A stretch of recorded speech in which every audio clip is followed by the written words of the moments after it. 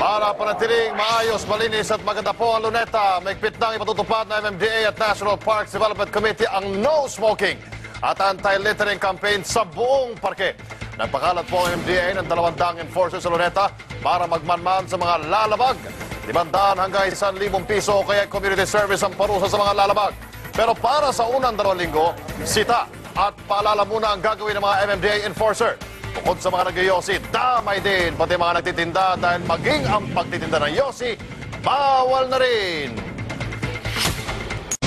Simula sa katapusan ng buwan, mahigpit nang ipapatupad sa Luneta at iba pang parke sa Maynila ang pagbabawal na magkalat at manigarilyo. Live mula sa Rizal Park, nagpapatrol si Ryan Chua. So Ryan, kumusta na ang sitwasyon ngayon dyan? Nagsimula na ba ang pagbabawal na iyan ngayong araw na ito?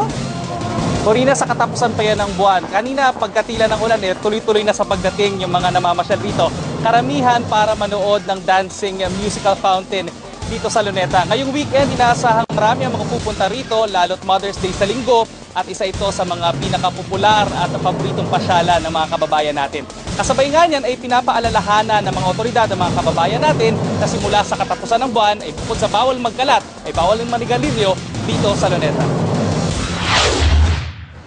Matagal nang nasa batas na bawal magkalat at manigarilyo sa mga pampublikong lugar. Ngayong buwan, mahigpit na itong ipatutupad sa Rizal Park at iba pang pasyalan sa Maynila. Bit-bit nila, halimbawa ang bote o pagkain, basta na lang nila iiwanan, parang walang pakialam. So, what better way to get the people to participate, it is to basically i-enforce yung nasa batas. I'm so happy that a national park like this would be also advocating no smoking and yung anti-littering po natin.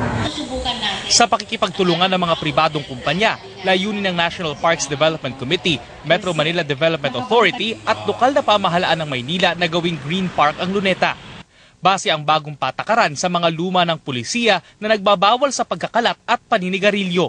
Yung mga naninigarilyo na yan, wala silang pangunundakan, basta lang sila sigarilyo ng sigarilyo o tinatapon ng sigarilyo kung saan saang lugar.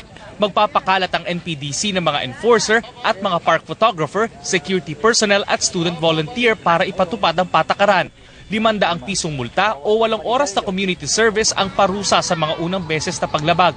Sa second offense, tataas sa 1,000 hanggang 5,000 piso ang multa at sa 16 na oras ang tagal ng community service. 5,000 hanggang 10,000 naman ang multa para sa pangatlong paglabag. Magkakaroon muna ng 2 linggong information drive bago opisyal na simulan ang pagpapatupad ng anti-smoking at anti-littering campaign dito sa Luneta simula sa May 31. Corina. Okay, sino naman kaya ang manghuhuli? Naku, baka may pagkakitaan na naman ang mga traffic, hindi pala, yung mga sigarilyo enforcers dyan. Well, remains to be seen, Ryan. Maraming salamat live mula sa Luneta, Maynila.